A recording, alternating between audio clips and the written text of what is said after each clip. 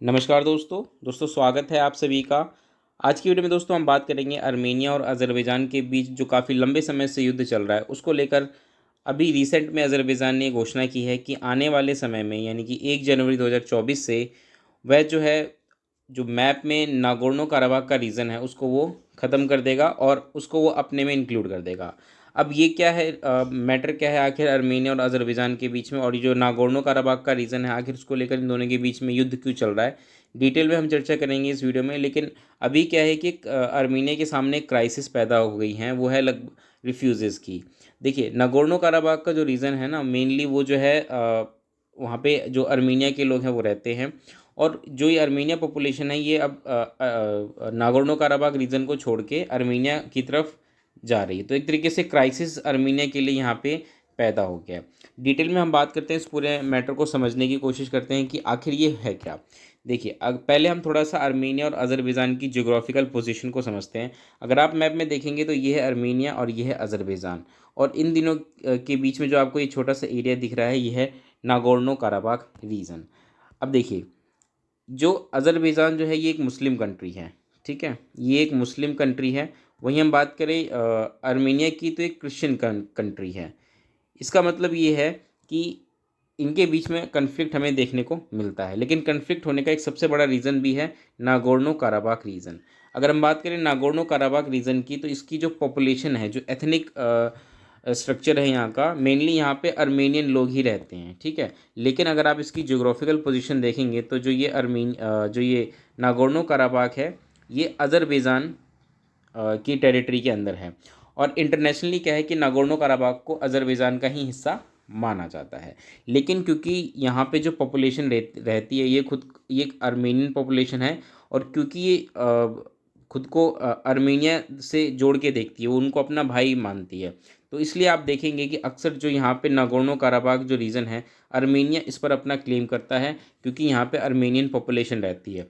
और यहाँ पर अगर आप देखेंगे तो इन अर्मे जो ये नागोर्नो काराबाग जो रीजन है इसमें और जो अज़रबैजान जो ये बाकी जो हिस्सा है इनके बीच में हमें कन्फ्लिक्ट देखने को मिलता है। यहाँ पे जो एक्चुअल में अभी पोजीशन क्या है कि नागोर्नो काराबाग में जो लोग रहते हैं उनका भी यहाँ पे खुद की सरकार है, वो खुद अपना एरिया कंट्रोल करते हैं। नागोर्नो काराबाग का जो एरिया है वो खुद कंट्रोल करते हैं, और उनकी खुद की अपनी सरकार है। तो इस वजह से हमें नागोर्नो काराबाग और अज़रबैजान के बीच में कन्फ्लिक्ट देखने को मिलता है। अब आप इसकी ज्योग्राफिकल पोजीशन देखेंगे तो आपको समझ में आएगा कि पूरी तरीके से चारों तरफ से जो है बंद है, अज़रबैजान के बिल्कुल अंदर ही है ना, मतलब बाहर की दुनिया से कटी हुई है। लेकिन ऐसा नहीं है, अगर आप मैप को थोड़ा और ध्यान से देखेंगे तो यहाँ पे ना एक छोटा सा कॉरिडोर है, ये एक छोटा सा कॉरिडोर है यहाँ पे। एक मिनट मैं आपको दूसरे कलर में दिखाता हूँ, फिर आपको समझ में आएगा।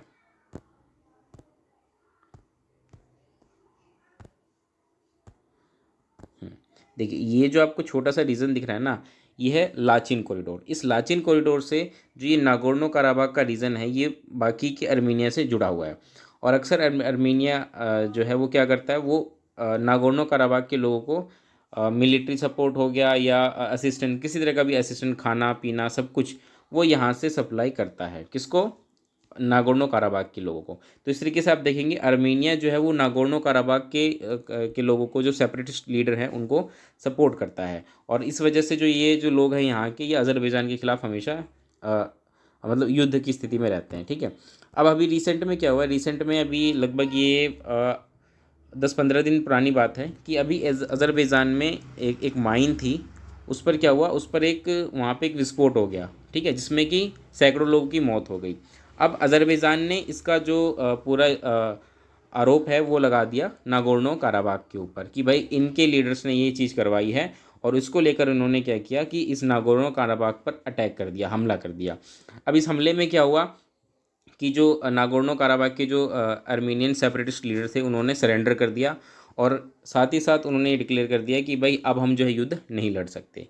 और इस वजह से क्या हुआ कि जब यहाँ के लोगों को ये पता चला कि हाँ भाई हम युद्ध हार रहे हैं, और अब हम क्या है कि अगर हम यहाँ रहते हैं तो जो ये अज़रबैजान की जो सरकार है ये हम पे अत्याचार करेगी और हमें परेशान करेगी। तो इस चीज़ को ध्यान में रखते हुए कि यहाँ के जो लोग हैं ना, ये इस तरफ जो है धीरे धीरे एंटर कर रहे हैं। और यहाँ पे आप देखेंगे तो आर्मेनिया के सामने एक रिफ्यूजी क्राइसिस क्रिएट हो गया है। आर्मेनिया इन सभी लोगों को यहाँ पे रिफ्यूजीज कैंप, जो बॉर्डर के पास में ही रिफ्यूजीज कैंप लगा के उनको वहाँ पे सेटल कर रहा है। लेकिन अभी क्या है कि लगभग जो यहाँ पे 1.2 लाख पॉपुलेशन 1.2 लाख पॉपुलेशन जो है वो यहाँ पे नागोर्नो काराबाख रीजन में रहती है। उसमें से 1 लाख जो पॉपुलेशन है वो ऑलरेडी यहाँ पे एंटर कर चुकी है। तो आप देख सकते हैं कि लगभग जो ये नागोर्नो काराबाख का जो रीजन था जहाँ पे आर्मेनियन लोग रहते थे वो पूरी तरीके से खाली हो चुका है। आर्मेनियन ने इसका आरोप अज़रबैजान पे लगाया है कि अज़रबैजान एथनिक क्लिनसिंग कर रहा है यहाँ पे। एथनिक क्लिनसिंग मतलब यहाँ के जो आर्मेनियन लोग हैं उनको ज़बरदस्ती वहाँ से भगा रहे हैं, जबकि आर्मेनिया ने इस आरोप को खारिज कर दिया है। तो आई होप अब आप समझ रहे होंगे कि ये क्राइसिस किस तरीके से क्रिएट हुई है। एक मिनट। तो अब आप समझ रहे होंगे कि ये जो क्राइसिस है ये मेनली किस वजह से क्रिएट हुई है।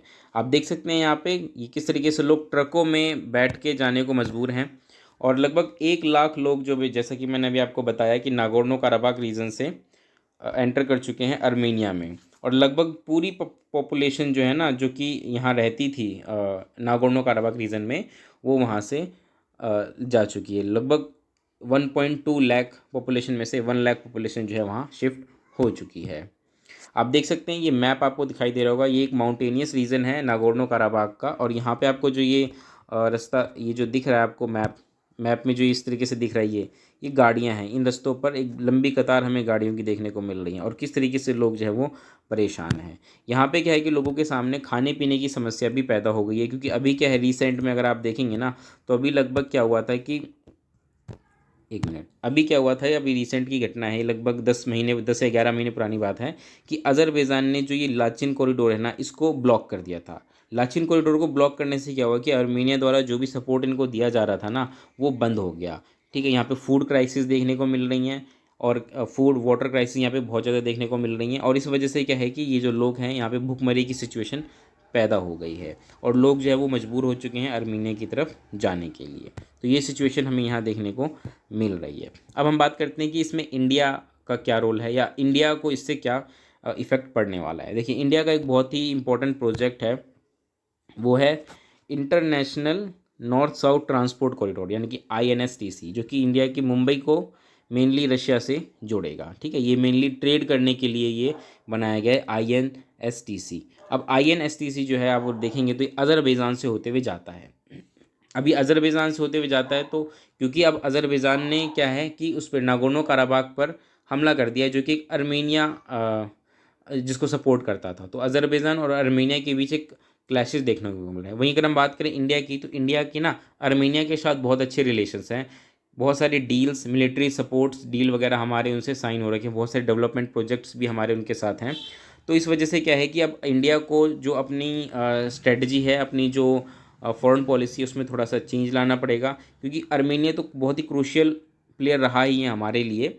लेकिन क्योंकि जो हमारा international north south transport corridor जो कि अज़रबैजान से होता हुआ जा रहा है, तो ऐसे में हमें एक बैलेंस अप्रोच लेकर चलनी पड़ेगी, जिससे कि हम अपने जो बेस्ट जो पॉसिबल जो हमारे लिए हो सकता है इंटरेस्ट, उसको हम बचा के रखें और उनको हम प्रोटेक्ट करें। तो इस तरीके से आप देखेंगे कि ये जो सिचुएशन अभी हमें देखने को मिल रही है ना सेंट्रल एशिया में, उस वजह से क्या है कि इंडिया के लिए एक बहुत ही क्रूशियल टाइम है कि इंडिया इसको कैसे टैकल करेगा। तो इस वीडियो में दोस्तों इतना ही रहेगा। आई होप आपको जो कन्फ्लिक्ट है वो समझ में आ गया होगा। मिलेंगे हम अगली वीडियो में। इस वीडियो में इतना ही। नमस्कार।